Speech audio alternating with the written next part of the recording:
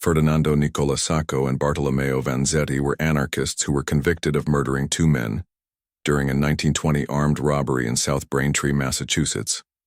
After a controversial trial and a series of appeals, the two Italian immigrants were executed on August 23, 1927. There is a highly politicized dispute over their guilt or innocence and whether or not the trials were fair. The dispute centers on minor details and conflicting evidence, resulting in historians not reaching a consensus. Sacco and Vanzetti were accused of the murders of Frederick Parmenter, a paymaster, and Alessandro Berardelli, a security guard, at the Slater-Merrill Shoe Company, on Pearl Street in Braintree, Massachusetts. During the afternoon of April 15, 1920, Vanzetti was further charged with stealing £15,976.73 from the company. Police suspicions regarding the Braintree robbery-murder and an earlier attempted robbery on December 24, 1919, in Bridgewater, Massachusetts, centered on local Italian anarchists. While neither Sacco nor Vanzetti had a criminal record, the authorities were aware of them as radical militants and adherents of Luigi Galleani. Police connected the crimes and the recent activities of the Galleanist anarchist movement, speculating that the robbers were motivated by the need to finance more bombings. The two men were arrested in Brockton, Massachusetts on May 5, 1920, after appearing at a garage to pick up a car that police believed was used in the robberies. Both had pistols on them, along with anarchist literature, and Vanzetti was carrying shotgun shells similar to those used in the holdups. Vanzetti was first tried for armed robbery in Bridgewater and convicted. Both men were then tried for the Braintree crimes and convicted. After several failed appeals over 6 years, Sacco and Vanzetti were executed in the electric chair on August 23, 1927. Celestino Madeiros, who had confessed to the Braintree murders, was executed the same day for a different murder. Sacco was a shoemaker born in Torremaggiore, Foggia province, Puglia region, Italy, who immigrated to the United States at the age of 17. Sacco and Vanzetti were fishmongers born in Villa Folletto, Cuneo province, Piemonte region, Italy, who arrived in the United States at the age of 20. Both men left Italy for the U.S. in 1908, although they did not meet until a 1917 strike. The men were followers of Luigi Galleani, an Italian anarchist who advocated revolutionary violence, including bombing and assassination. Galleani published Cronaca Sovversiva, a periodical advocating violent revolution, and an explicit bomb-making manual called La Salute e in Voi. At the time, Italian anarchists ranked at the top of the United States government's list of dangerous enemies. Since 1914, they had been identified as suspects in several violent bombings and assassination attempts, including an attempted mass poisoning.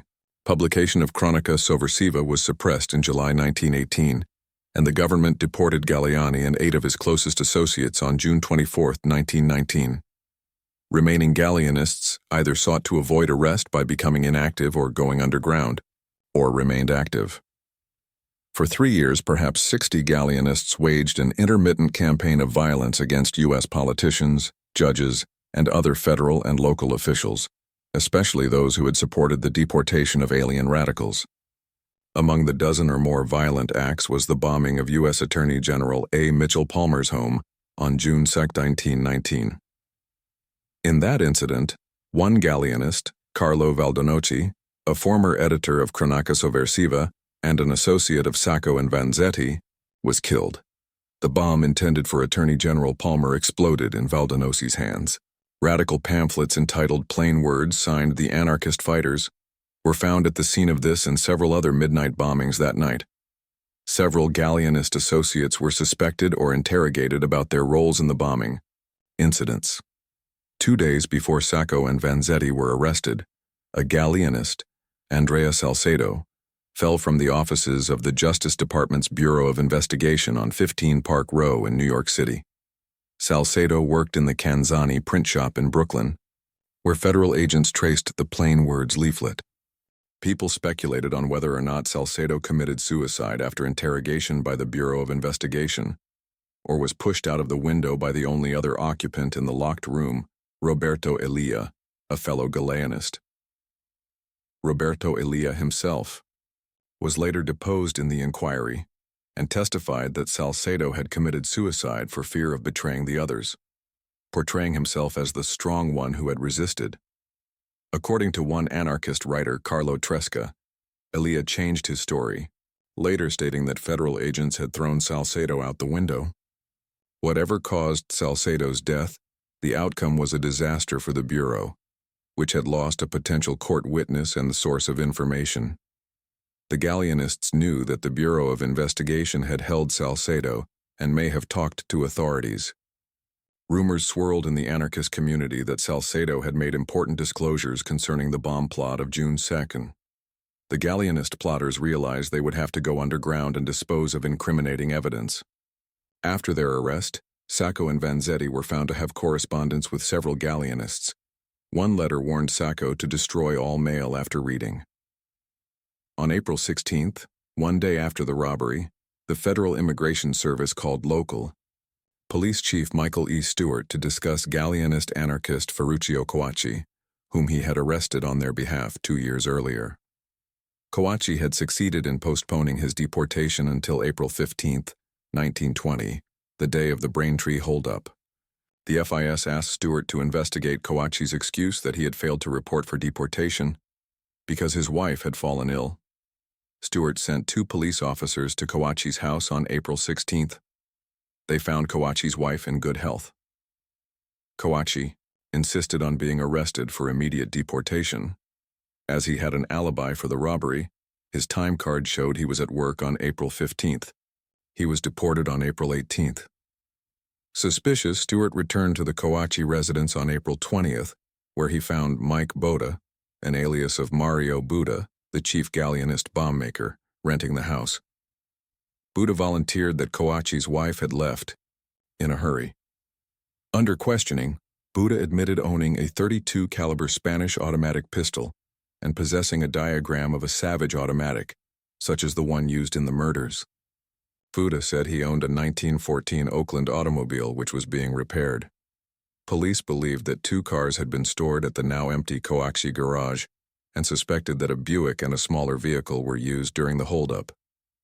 When Stewart discovered that Coacci had worked for both the robbed plants, he returned with the Bridgewater police, but Buda had disappeared, along with his possessions and furniture. The police had instructed the Johnson garage, where the impounded cars were held, to notify them when the owners came to collect the 1914 Oakland. On May 5, 1920, Buda arrived at the garage with 3 other men, later identified as Sacco, Vanzetti, and Riccardo Orsiani. Police were alerted, but the men sensed a trap and fled. Buda escaped on a motorcycle with Orsiani. He later resurfaced in Italy in 1928. Tracked onto a streetcar, Sacco and Vanzetti were soon arrested. Vanzetti claimed that the revolver he was carrying was for protection. To avoid deportation, the pair denied being allied with anarchists. A postscript to the arrests occurred in 1926, when a bomb destroyed the house of Samuel Johnson, the brother of Simon Johnson, who had called the police the night of Sacco and Vanzetti's arrest. Following the indictment of Sacco and Vanzetti, anarchists in other countries began violent retaliation. In 1921, a booby trap bomb mailed to the American ambassador in Paris exploded, wounding his valet. Other bombs sent to American embassies were defused. Only Sacco was tried for the attempted robbery and attempted murder in Bridgewater, which occurred on Christmas Eve, December 24, 1919. Others arrested supported their alibis with documentation, such as Sacco's time card, which proved he was at work. In 1927, advocates for Sacco and Vanzetti argued that the case was brought first because the evidence against Vanzetti in the Braintree robbery was weak, and a conviction for the Bridgewater crimes would bolster the case against him for the Braintree crimes. The prosecution countered that the timing was driven by the schedules of different courts that handled the cases. On the recommendation of supporters, Vanzetti chose to be represented by John P. Vahey, an experienced defense attorney, rather than accept counsel appointed by the court. Frederick Katzman, Norfolk and Plymouth County District Attorney, prosecuted the case. The presiding judge was Webster Thayer, who had already been assigned to the court before this case was scheduled. A few weeks earlier, He gave a speech to new American citizens decrying the threat of Bolshevism and anarchism to American institutions. He supported the suppression of radical speech. The trial began on June 22, 1920. The prosecution presented several witnesses who placed Vanzetti at the scene of the attempted robbery. Their descriptions varied, especially concerning the shape and length of Vanzetti's mustache. Physical evidence included a shotgun shell retrieved at the scene of the crime and several shells found on Sacco when he was arrested. The defense produced 16 witnesses, all Italians from Plymouth, who testified that at the time of the attempted robbery, they had bought eels from him for the Christmas holiday by their Christmas traditions. Such details reinforced the difference between the Italians and the Yankee jurors. Some testified in imperfect English, while others did so through an interpreter, whose failure to speak the same dialect of Italian as the witnesses hindered their effectiveness. On cross-examination, the prosecution found it easy to make the witnesses appear confused about dates. A boy who testified admitted rehearsing his testimony. "You learned it just like a piece at school?" the prosecutor asked. "Sure," he replied. The defense attempted to rebut the eyewitness's testimony by presenting evidence that Vanzetti consistently wore his mustache in a distinctive long style. However, the prosecution countered their testimony. Although the defense case went poorly, Vanzetti did not testify in his defense. Vanzetti, in 1927, stated that his lawyers opposed his being put on the stand. That same year, Vahe told the governor that Vanzetti had refused his advice to testify. A lawyer who assisted Vahe in the defense, decades later, stated that the defense attorneys left the choice to Vanzetti but warned that it would be difficult to prevent the prosecution from using cross-examination to impeach his character based on his political beliefs. Additionally, Vanzetti chose not to testify after consulting with Sacco. Herbert Ehrman, who later joined the defense team, wrote many years later that the dangers of putting Vanzetti on the stand were very real. Another legal analysis of the case concluded that the defense would have little to lose from Vanzetti's testimony, given that his conviction seemed confident, considering how poorly his alibi witnesses had performed under cross-examination. That analysis deemed the defense unconvincing and not closely argued or vigorously fought. On July 1, 1920, the jury deliberated for 5 hours and returned guilty verdicts on both counts, attempted robbery and attempted murder. Before sentencing, Thayer learned that during deliberations, the jury had tampered with the shells found on Vanzetti at the time of his arrest to determine if the shot they contained was of sufficient size to kill a man. Since that prejudiced the jury's verdict on the attempted murder charge, Thayer ignored that conviction. On August 16, 1920, he sentenced Sacco and Vanzetti to 12 to 15 years in prison, the maximum sentence allowed. An assessment of Thayer's conduct at the trial stated that his rulings on the admissibility of conversations are about equally divided between the two sides, thus providing no evidence of partiality. The defense raised only minor objections in an appeal that was not accepted. A few years later, Vahe joined Katzmann's law firm. Sacco and Vanzetti both stood trial in Dedham, Massachusetts, for the South Braintree robbery and murders, with Webster Thayer again presiding. He had asked to be assigned the prosecution. Anticipating a possible bomb attack, authorities had the Dedham courtroom outfitted with cast-iron shutters painted to appear wooden and heavy sliding steel doors. Each day during the trial, Sacco and Vanzetti were escorted in and out of the courtroom under a heavy armed guard. Vanzetti testified that he had been selling fish during the Braintree robbery. Sacco testified that he had been applying for a passport at the Italian consulate in Boston. He stated he had lunched in Boston's North End with several friends, each of whom testified on his behalf. Before the trial, Sacco's lawyer, Fred Moore, went to great lengths to contact the consulate employee Sacco said he had talked with on the afternoon of the crime. Once contacted in Italy, the clerk said he remembered Sacco because of the huge passport photo he presented. The clerk also remembered the date, April 15, 1920, but he refused to return to America to testify, citing his ill health. Instead, he executed a sworn deposition read aloud in court and was questioned by the prosecution, who argued that a visit to the consulate could not be established with certainty. The trial also established that Sacco's lunch companions were fellow anarchists. Much of the trial focused on material evidence, notably bullets, guns, and a cap. Prosecution witnesses testified that the .32 caliber bullet that had killed Berardelli was of a brand so obsolete that the only bullets similar to it that anyone could locate to make comparisons were those in Sacco's pockets. Yet ballistics evidence, which was presented in exhaustive detail, was equivocal. Prosecutor Frederick, after initially promising he would not try to link any fatal bullet with Sacco's gun, changed his mind after the defense arranged test firings of the weapon. Sacco, saying he had nothing to hide, had allowed his gun to be test-fired with experts for both sides present during the trial's second week. The prosecution then matched bullets fired through the gun to those taken from one of the slain guards. In court, 2 prosecution experts swore that one of the fatal bullets, quickly labeled Bullet 3, matched one of those test-fired. 2 defense experts said the bullet did not match. Years later, defense lawyers would suggest that the prosecution had substituted the fatal bullet. Noting that witnesses swore to see one gunman pump bullets into Berardelli, they asked how only one of the 4 bullets found in the deceased could have come from Sacco's gun. Even more doubt surrounded Vanzetti's gun.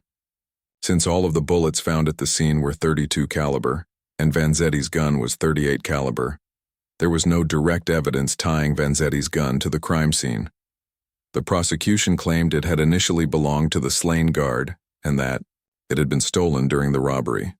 No one testified to seeing anyone take the gun but the guard while carrying $15,076.51 in cash through the street, had no weapon on him when he was found dead.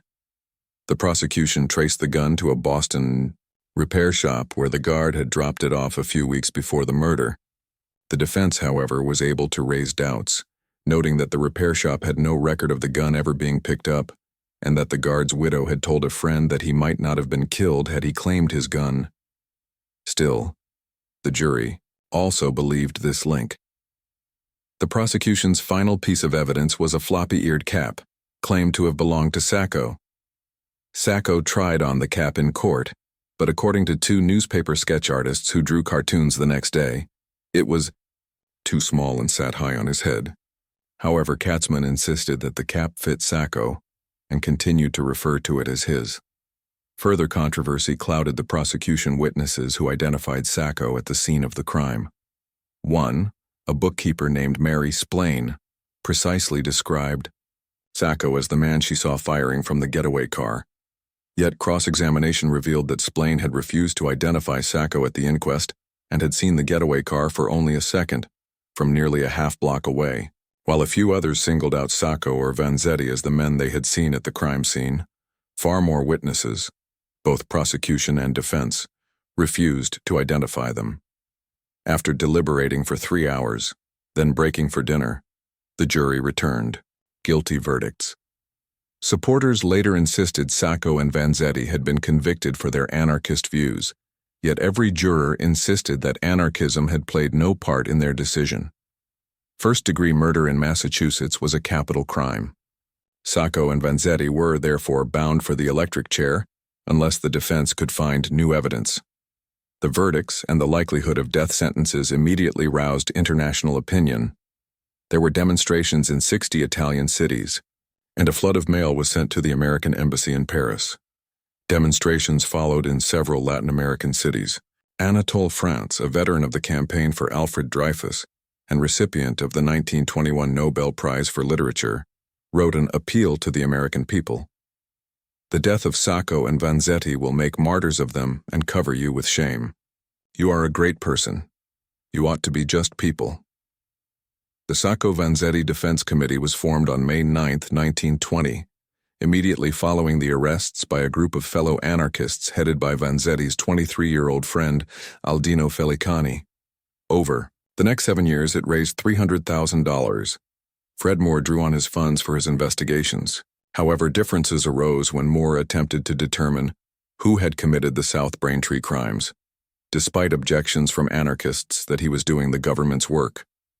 After the committee hired William G. Thompson to manage the legal defense, he objected to its propaganda efforts. A defense committee publicist wrote an article about the first trial, which appeared in the New Republic. In the winter of 1920 to 21, the defense committee sent stories to labor union publications on a weekly basis. It produced pamphlets with titles such as Fangs at Labor's Throat, sometimes printing thousands of copies. It sent speakers to Italian communities in factory towns and mining camps. The committee eventually added staff from outside the anarchist movement, notably Mary Donovan, a 40-year-old with experience as a labor leader and Sinn Féin organizer. The prosecution infiltrated its ranks to gather information. In 1927, she and Felicani recruited Gardner Jackson, a Boston Globe reporter from a wealthy family, to manage publicity and mediate between the committee's anarchists and the growing number of supporters, including socialites, lawyers, and intellectuals with more liberal political views. He bridged the gap between the radicals and the social elite well enough for Sacco to thank him a few weeks before his execution. "We are one heart, but unfortunately, we represent two different classes. But whenever the heart of one of the upper class joins with the exploited workers for the struggle for the right in the human feeling, is the feel of a spontaneous attraction and brotherly love to one another." John Dos Passos joined the committee and wrote its 127-page official review of the case, Facing the Chair, Story of Americanization of Two Foreign-Born Workmen. After the executions, the committee continued its work, helping to gather material that eventually appeared as the letters of Sacco and Vanzetti. While the prosecution staunchly defended the verdict, the defense, led by attorney Fred Moore, continued to develop evidence that raised doubts. 3 key prosecution witnesses stated that they had been coerced into identifying Sacco at the scene of the crime, but when confronted by District Attorney Katzman, they denied any coercion. One of them, Lola Andrews, a nurse, told authorities that she was forced to sign an affidavit stating she had wrongfully identified Sacco and Vanzetti. She signed a counter-affidavit the following day. Another, Louis Pelser, described how he had submitted to alleged prosecutorial coercion while drunk and signed a counter-affidavit shortly thereafter. In 1924, controversy continued when it was discovered that someone had switched the barrel of Sacco's gun with that of another Colt automatic used for comparison. Other appeals focused on the jury foreman and a prosecution ballistics expert. In 1923, the defense filed an affidavit from a friend of the jury foreman who swore that before the trial, the man had said of Sacco and Vanzetti, "Damn them, they ought to hang them anyway." That same year, a state police captain retracted his trial testimony linking Sacco's gun to the fatal bullet. Captain William Proctor claimed that he never meant to imply the connection and had repeatedly told Katzman there was no such connection, but that the prosecution had crafted its trial questioning to disguise his accurate assessment. Thayer denied all motions for a new trial on October 1, 1924. The defense appealed Thayer's denial of their motions to the Supreme Judicial Court, SJC, the highest level of the state's judicial system. Both sides presented arguments to their judges on January 11-13, 1926. The SJC returned a unanimous verdict upholding Judge Thayer's decisions on May 12, 1926. The court did not have the authority to review the trial record as a whole or to judge the fairness of the case. Instead, the judges only considered whether Thayer had abused his discretion during the trial. Thayer later claimed that the SJC had approved the verdicts, which advocates for the defendants protested as a misinterpretation of the court's ruling, which only found no error in his rulings.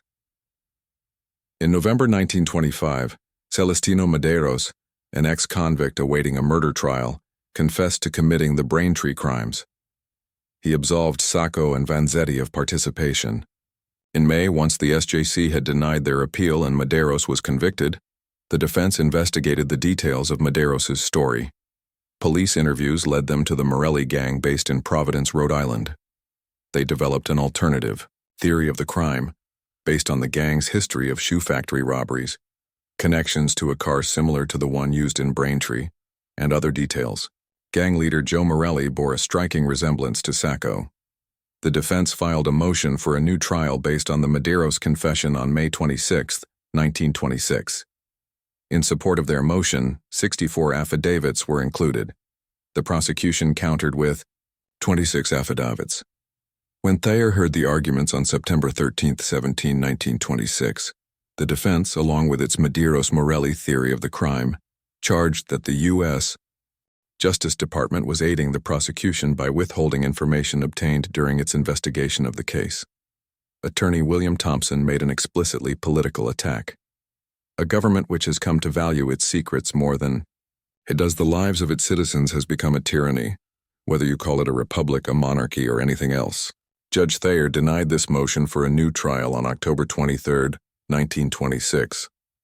After arguing against the credibility of Madeiros, he addressed the defense claims against the federal government, saying the defense was suffering from a new type of disease, belief in the existence of something which in fact and truth has no such existence.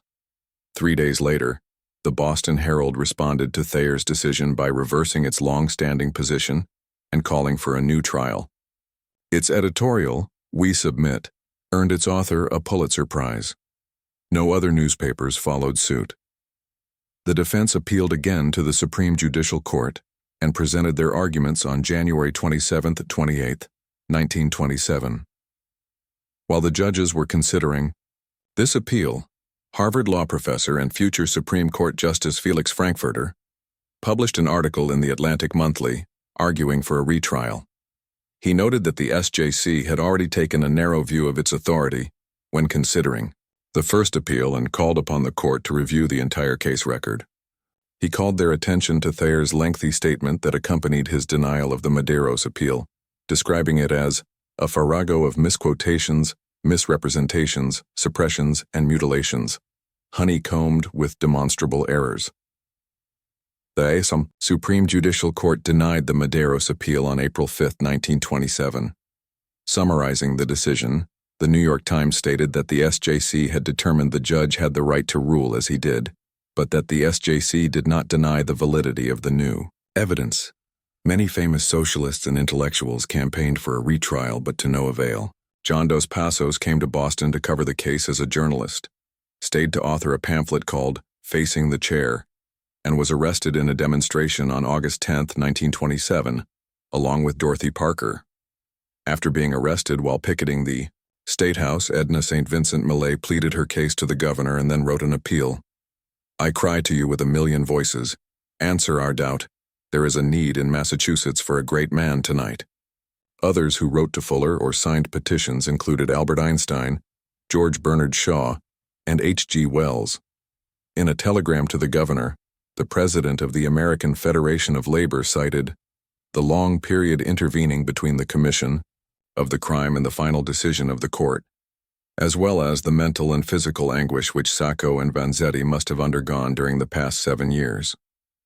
Benito Mussolini, himself the target of 2 anarchist assassination attempts, quietly made inquiries through diplomatic channels and was prepared to ask Governor Fuller to commute the sentences if it appeared his request would be granted. For their part, Sacco and Vanzetti seemed to alternate between moods of defiance, vengeance, resignation, and despair.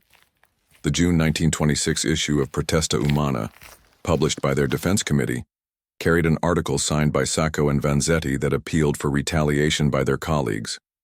In the article, Vanzetti stated, "I will try to see Thayer's death, sir, before he pronounces our sentence," and asked fellow anarchists for revenge in our names and the names of our living and dead. In a reference to Luigi Galleani's bomb-making manual, covertly titled La Salute e in Voi, the article concluded, "Remember La Salute e in Voi." Both Sacco and Vanzetti wrote dozens of letters expressing their innocence. Sacco and Vanzetti insisted they had been framed because they were anarchists. On April 9, 1927, Judge Thayer heard final statements from Sacco and Vanzetti. In a lengthy speech, Vanzetti said, "I would not wish to be a dog or a snake to the lowest and unfortunate creature of the earth. I would not wish to any of them what I have suffered for things I am not guilty of. However, my conviction is that I have suffered for things for which I am guilty. I am suffering because I am a radical, and indeed I am a radical. I have suffered because I am an Italian, and indeed I am an Italian.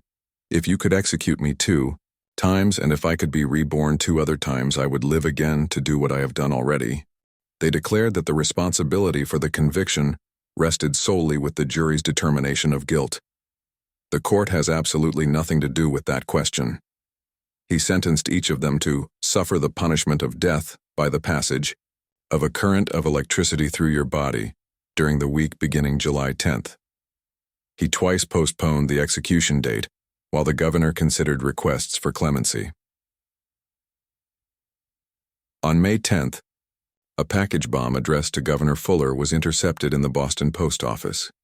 In response to public protests that greeted the sentencing, Massachusetts Governor Alvin T. Fuller faced last-minute appeals to grant clemency to Sacco and Vanzetti.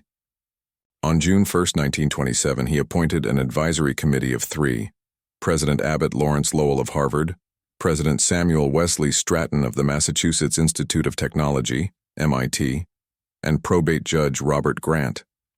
They were tasked with reviewing the trial to determine whether it had been fair. Lowell's appointment was generally well received, for though he had controversy in his past, he had also at times demonstrated an independent streak. The defense attorneys considered resigning when they determined that the committee was biased against the defendants. However, some of the defendants' most prominent supporters, including Harvard law professor Felix Frankfurter and Judge Julian W. Mack of the U.S. Circuit Court of Appeals, persuaded them to stay because Lowell was not entirely hopeless. One of the defense attorneys, though ultimately very critical of the committee's work, thought the committee members were incapable of the task the governor set for them. No member of the committee had the essential sophistication that comes with experience in the trial of criminal cases.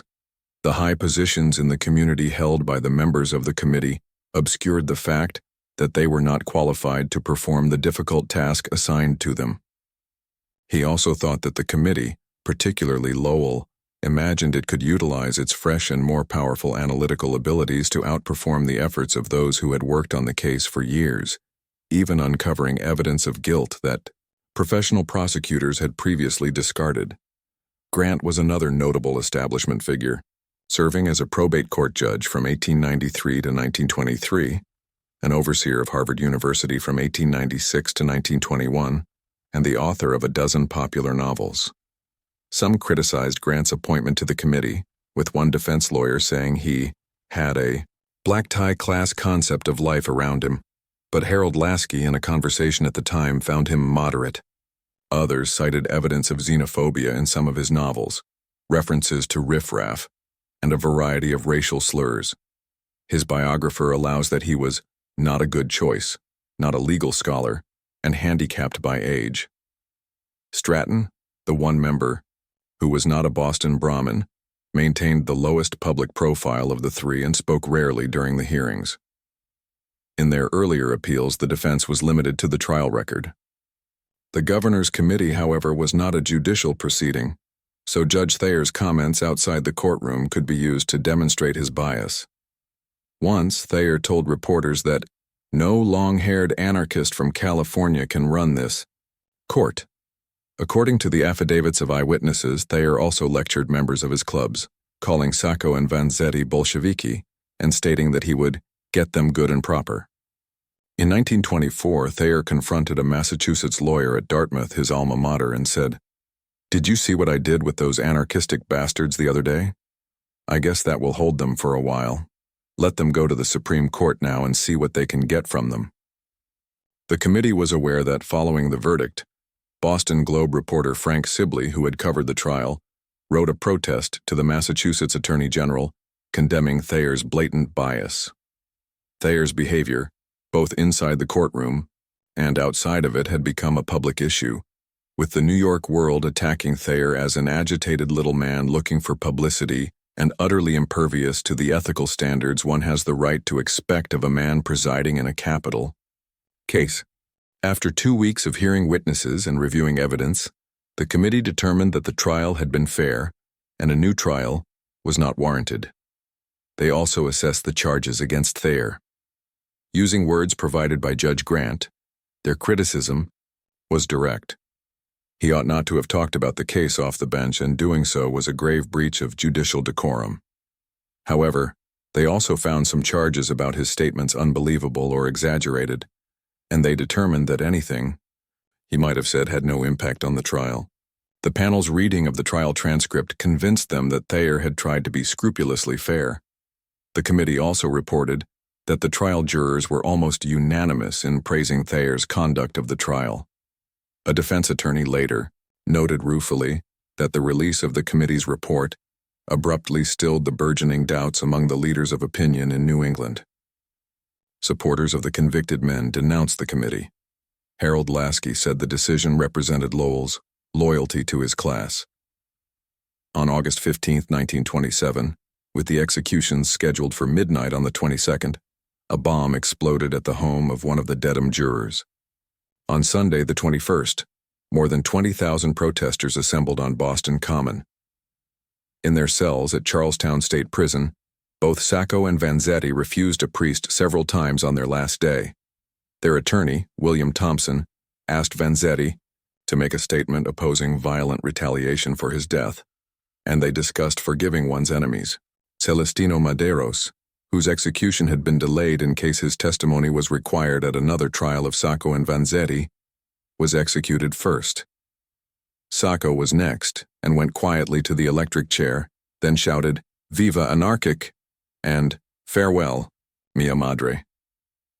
In his final moments, Sacco and Vanzetti shook hands with the guards and thanked them for their kind treatment, read a statement proclaiming their innocence, and finally said, "I wish to forgive some people for what they are now doing to me." All three executions were carried out by Robert G. Elliott, the state electrician. Violent demonstrations swept through many cities the next day, including Geneva, London, Paris, Amsterdam, and Tokyo. In South America, wildcat strikes closed factories. 3 died in Germany, and protesters in Johannesburg burned an American flag outside the American embassy. At the funeral parlor in Boston's North End, more than 10,000 mourners viewed Sacco and Vanzetti in open caskets over 2 days. A wreath over the caskets at the funeral parlor announced "Aspettando l'ora di vendetta," awaiting the hour of vengeance. On Sunday, August 28th, a 2-hour funeral procession, accompanied by huge floral tributes, moved through the city. Police blocked the route which passed the State House, and at one point, mourners and the police clashed. The hearses reached Forest Hill Cemetery where, after a brief eulogy, the bodies were cremated. The Boston Globe called it one of the most tremendous funerals of modern times. Will H. Hayes, head of the motion picture industry's umbrella organization, ordered all films of the funeral procession destroyed. Sacco's ashes are in Torremaggiore, the town where he was born, at the base of a monument erected in 1998. Vanzetti's ashes were buried with his mother in Villa Folletto. A few days after the execution, Sacco's widow thanked Italian anarchist Severino Di Giovanni by letter for his support. She added that the director of the tobacco firm Combinatos had offered to produce a cigarette brand named Sacco and Vanzetti. On November 26, 1927, Di Giovanni and his comrades bombed a Combinatos tobacco shop shortly afterward. Di Giovanni, one of the most vocal supporters of Sacco and Vanzetti in Argentina, bombed the American embassy in Buenos Aires a few hours after Sacco and Vanzetti were condemned to death. On December 24, 1927, Di Giovanni blew up the headquarters of the Citibank and of the Bank of Boston in Buenos Aires in apparent protest against the execution. In December 1928, Di Giovanni and his comrades failed in an attempt to bomb the train on which President Herbert Hoover traveled during his visit to Argentina. 3 months later, bombs exploded in the New York subway, in a Philadelphia church, and at the home of the mayor of Baltimore. One of the jurors in the Dedham trial had his house bombed, throwing him and his family from their beds. Less than a year after the executions, a bomb destroyed the front porch of the home of executioner Robert Elliott. As late as 1932, Judge Thayer's home was wrecked, and his wife and housekeeper were injured in a bomb blast. Afterward, Thayer lived permanently at his club in Boston, guarded 24 hours a day until his death. In the fall of 1928, Upton Sinclair published his novel Boston, an indictment of the American judicial system that focused on the cases of Sacco and Vanzetti, particularly their lives and writings, blending fictional characters with actual trial participants. Although his portrait of Vanzetti was entirely sympathetic, He disappointed advocates for the defense by failing to absolve Sacco and Vanzetti of the crimes, despite arguing that their trial had been unjust. Years later, he explained, "Some of the things I told displeased the fanatical believers, but having portrayed the aristocrats as they were, I had to do the same for the anarchists." When the letters Sacco and Vanzetti wrote appeared in print in 1928, journalist Walter Lippmann commented, "If Sacco and Vanzetti were professional bandits, then historians and biographers who attempt to deduce character from personal documents might as well shut up shop. By every test that I know of for judging character, these are the letters of innocent men." On January 3, 1929, as Governor Fuller left the inauguration of his successor, he found a copy of the letters thrust at him by someone in the crowd. He knocked it to the ground with an exclamation of contempt. Intellectual and literary supporters of Sacco and Vanzetti continued to speak out in their defense. In 1936, when Harvard celebrated its 300th anniversary, 28 Harvard alumni issued a statement attacking the university's retired President Lowell for his role on the Governor's Advisory Committee in 1927. They included Haywood Brown, Malcolm Cowley, Granville Hicks, and John Dos Passos. Following the SJC's assertion that it could not order a new trial even if new evidence emerged that would justify a different verdict, a movement for drastic reform quickly took shape in Boston's legal community. In December 1927, 4 months after the executions, the Massachusetts Judicial Council cited the Sacco and Vanzetti case as evidence of serious defects in our methods of administering justice. It proposed a series of changes designed to appeal to both sides of the political divide, including restrictions on the number and timing of appeals. Its principal proposal addressed the SJC's right to review. It argued that a judge would benefit from a full review of a trial and that no one man should bear the burden in a capital case. A review could defend a judge whose decisions were challenged, making it less likely that a governor would be drawn into a case. It asked the SJC to have the right to order a new trial upon any ground if the interests of justice so require. Governor Fuller endorsed the proposal in his January 1928 annual message. The Judicial Council repeated its recommendations in 1937 and 1938. Finally, in 1939, the language it had proposed was adopted, and the SJC gained the authority to consider an entire case on the law and on the evidence or for any other reason that justice may require. Many historians, especially legal historians, have concluded that the Sacco and Vanzetti prosecution, trial, and aftermath constituted a blatant disregard for political civil liberties, especially Thayer's decision to deny a retrial. Some critics felt that the authorities and jurors were influenced by substantial anti-Italian prejudice and prejudice against immigrants widely held at the time, especially in New England. Fred Moore compared the chances of an Italian getting a fair trial in Boston to a black person getting one in the American South. Against charges of racism and racial prejudice, others pointed out that both men were known anarchist members of a militant organization, members of which had been conducting a violent campaign of bombing and attempted assassinations, acts condemned by the Italian-American community and Americans of all backgrounds. Though in general, anarchist groups did not finance their militant activities through bank robberies, a fact noted by the investigators of the Bureau of Investigation.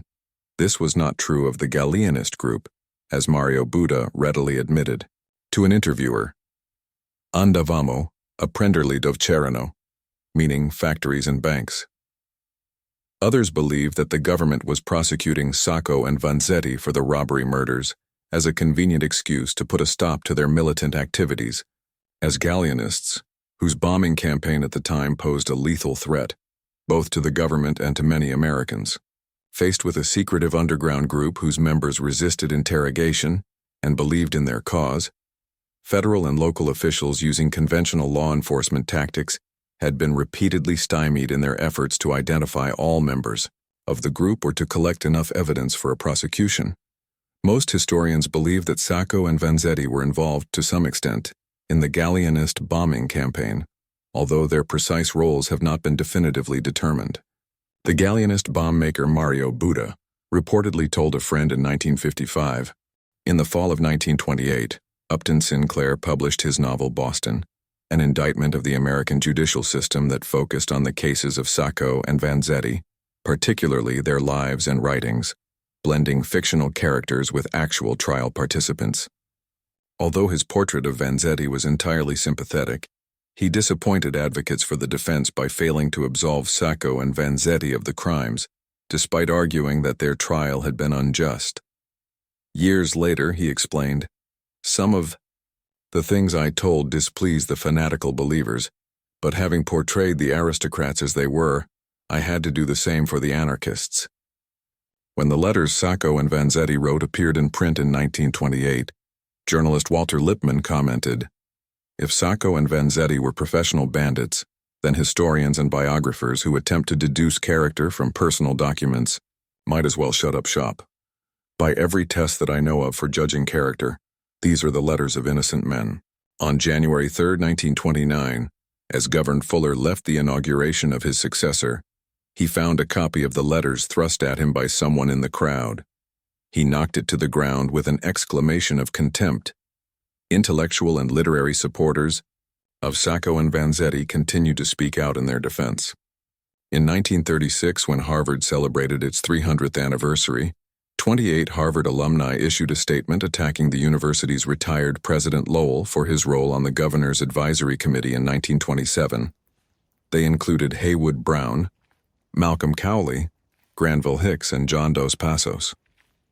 Following the SJC's assertion that it could not order a new trial even if new evidence emerged that would justify a different verdict, a movement for drastic reform quickly took shape in Boston's legal community. In December 1927, 4 months after the executions, the Massachusetts Judicial Council cited the Sacco and Vanzetti case as evidence of serious defects in our methods of administering justice. It proposed a series of changes designed to appeal to both sides of the political divide, including restrictions on the number and timing of appeals. Its principal proposal addressed the SJC's right to review. It argued that a judge would benefit from a full review of a trial and that no one man should bear the burden in a capital case. A review could defend a judge whose decisions were challenged, making it less likely that a governor would be drawn into a case. It asked the SJC to have the right to order a new trial upon any ground if the interests of justice so require. Governor Fuller endorsed the proposal in his January 1928 annual message. The Judicial Council repeated its recommendations in 1937 and 1938. Finally, in 1939, the language it had proposed was adopted, and the SJC gained the authority to consider an entire case on the law and on the evidence or for any other reason that justice may require. Many historians, especially legal historians, have concluded that the Sacco and Vanzetti prosecution, trial, and aftermath constituted a blatant disregard for political civil liberties, especially Thayer's decision to deny a retrial. Some critics felt that the authorities and jurors were influenced by substantial anti-Italian prejudice and prejudice against immigrants widely held at the time, especially in New England. Fred Moore compared the chances of an Italian getting a fair trial in Boston to a black person getting one in the American South. Against charges of racism and racial prejudice, others pointed out that both men were known anarchist members of a militant organization, members of which had been conducting a violent campaign of bombing and attempted assassinations, acts condemned by the Italian-American community and Americans of all backgrounds. Though in general, anarchist groups did not finance their militant activities through bank robberies, a fact noted by the investigators of the Bureau of Investigation. This was not true of the Galleanist group, as Mario Buda readily admitted. To an interviewer, andavamo a prenderli d'Cerano, meaning factories and banks. Others believed that the government was prosecuting Sacco and Vanzetti for the robbery murders as a convenient excuse to put a stop to their militant activities, as Galleanists, whose bombing campaign at the time posed a lethal threat, both to the government and to many Americans.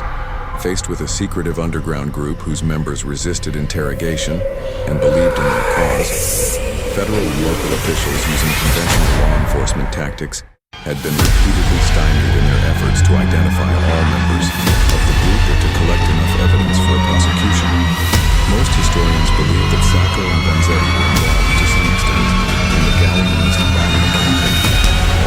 precise roles have not been definitively determined.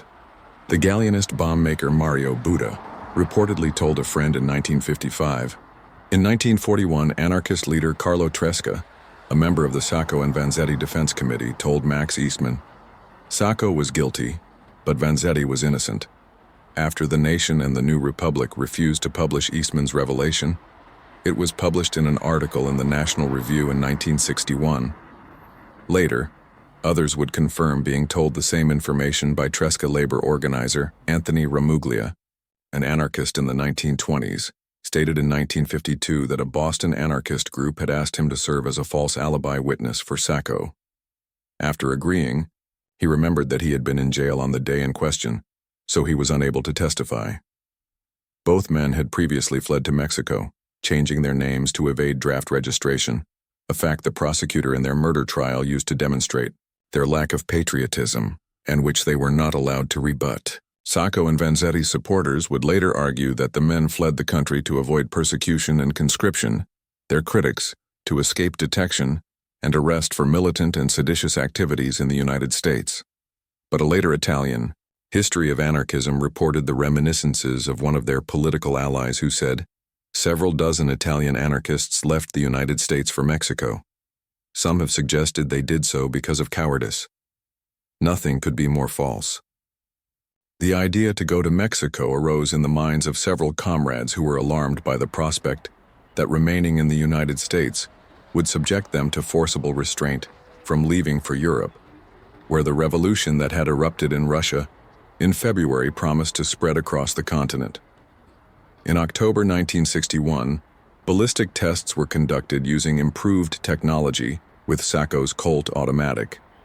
The results confirmed that the bullet that killed Berardelli in 1920 was fired from Sacco's pistol. Subsequent investigations in 1983 also supported this finding. In 1988, Charlie Whipple, a former Boston Globe editorial page editor, revealed his conversation with Sergeant Edward J. Seibolt in 1937. According to Whipple, Seibolt said that the police ballistics experts had switched the murder weapon, but Seibolt indicated that he would deny this if Whipple ever printed it. At the time, Whipple was unfamiliar with the specific facts of the case, and it is not known if Seibolt recalled Albert Hamilton's testimony and behavior on the stand when Hamilton switched Sacco's gun barrel with that of another Colt automatic. Sacco's .32 Colt pistol is also claimed to have passed in and out of police custody and to have been dismantled several times, both in 1924 before the gun barrel switch and again between 1927 and 1961, thus interrupting the chain of custody of the evidence. The central problem with these charges is that the match to Sacco's gun was based not only on the .32 caliber Colt pistol, but also on the .32 caliber bullet that killed Berardelli, as well as spent cartridge cases found at the scene. This means that in addition to tampering with the pistol, any conspirator bent on switching or dismantling Sacco's pistol would also be required to access police evidence lockers and exchange the bullet obtained from Berardelli's body, as well as all spent casings retrieved by police, or else locate the actual murder weapon, then switch barrel, firing pin, ejector, and extractor, all before Goddard's examination in 1927, when the first match was made to Sacco's gun. Critics of the prosecution's evidence have repeatedly pointed to a single anomaly, that several witnesses to the crime insisted the gunman, alleged to be Sacco, fired 4 bullets into Berardelli. "He shot at Berardelli probably 4 or 5 times," one witness said. "He stood guard over him." Despite this, only one fatal bullet was ever linked to Sacco's pistol. In 1927, the defense raised the suggestion that the fatal bullet had been planted, calling attention to the awkward scratches on the base of the bullet that differed from those on other bullets. The Lowell Commission dismissed this claim as desperate, but in 1985, historians William Kaiser and David Young made a compelling case for a switch in their book, Postmortem, New Evidence in the Case of Sacco and Vanzetti. In 1973, a former mobster published a confession by Frank Butsy Morelli, Joe's brother. "We whacked them out, we killed those guys in the robbery," Butsy Morelli told Vincent Teresa. These two greaseballs, Sacco and Vanzetti, took it on the chin. Before his death in June 1982, Giovanni Gambera, a member of the four-person team of anarchist leaders that met shortly after the arrest of Sacco and Vanzetti to plan their defense, told his son that everyone in the anarchist inner circle knew that Sacco was guilty and that Vanzetti was innocent as far as the actual participation in killing. Russell had initially written about the case, arguing that Sacco and Vanzetti were innocent, but further research led him to write a 1975 book asserting that Sacco was, in fact, guilty. Russell used the Sacco-Vanzetti revelation as the basis of a new book in 1986, in which he claims that the case is solved and presents his view that Sacco was one of the shooters, while Vanzetti was an accessory after the fact. While Russell's 1975 book was praised for being balanced and well-reasoned, even by those who disagreed with his conclusion, his 1986 book was met with much more negative reception. Months before his death, the distinguished jurist Charles E. Wisanski Jr., who had presided for 45 years on the U.S. District Court in Massachusetts, wrote to Russell, "Your writings persuade me that Sacco was guilty." The judge's assessment was significant because he was one of Felix Frankfurter's hot dogs, and Justice Frankfurter had advocated his appointment to the federal bench. In 1977, as the 50th anniversary of the executions approached, Massachusetts, Governor Michael Dukakis asked the Office of the Governor's Legal Counsel to report on whether there are substantial grounds for believing, at least in the light of the legal standards of today, that Sacco and Vanzetti were unfairly convicted and executed, and to recommend appropriate action. The resulting report to the governor in the matter of Sacco and Vanzetti detailed grounds for doubting that the trial was conducted fairly in the first instance, and argued that such doubts were only reinforced by later discovered or later disclosed evidence. The report questioned the prejudicial cross-examination that the trial judge allowed, the judge's hostility, the fragmentary nature of the evidence, and eyewitness testimony that came to light after the trial. It found the judge's charge to the jury troubling because it emphasized the defendant's behavior at the time of their arrest and highlighted specific physical evidence later called into question. The report also dismissed the argument that the trial had been subject to judicial review, noting that the system for reviewing murder cases at the time failed to provide the safeguards now present. Based on recommendations of the Office of Legal Counsel, Dukakis declared August 23, 1977, the 50th anniversary of the execution of Nicola Sacco and Bartolomeo Vanzetti, Nicola Sacco and Bartolomeo Vanzetti Memorial Day. His proclamation, issued in English and Italian, stated that Sacco and Vanzetti had been unfairly tried and convicted, and that any disgrace should be forever removed from their names. He did not pardon them because that would imply they were guilty. Neither did he assert their innocence. A resolution to censure the governor failed in the Massachusetts Senate by a vote of 23-12. Dukakis later expressed regret only for not reaching out to the families of the victims of the crime. A memorial committee attempted to present a plaster, cast executed in 1937 by Gutzon Borglum, the sculptor of Mount Rushmore, to Massachusetts governors and Boston mayors in 1937, 1947, and 1957 without success. On August 23, 1997, on the 70th anniversary of the Sacco and Vanzetti executions, Boston's first Italian-American mayor, Thomas Menino, and the Italian-American governor of Massachusetts, Paul Cellucci, unveiled the work at the Boston Public Library, where it remains on display.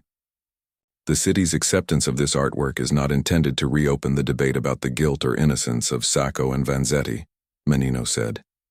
It is intended to remind us of the dangers of miscarried justice and the right we all have to a fair trial. The event occasioned a renewed debate about the trial's fairness in the Boston Herald's editorial pages.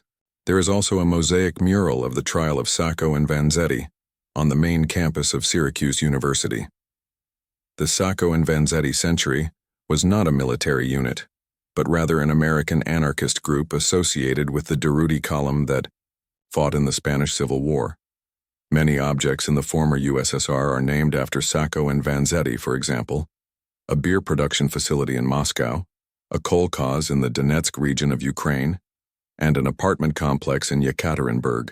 Numerous towns in Italy have streets named after Sacco and Vanzetti, including Via Sacco Vanzetti in Torremaggiore, Sacco's hometown, and Villa Folletto, Vanzetti's hometown.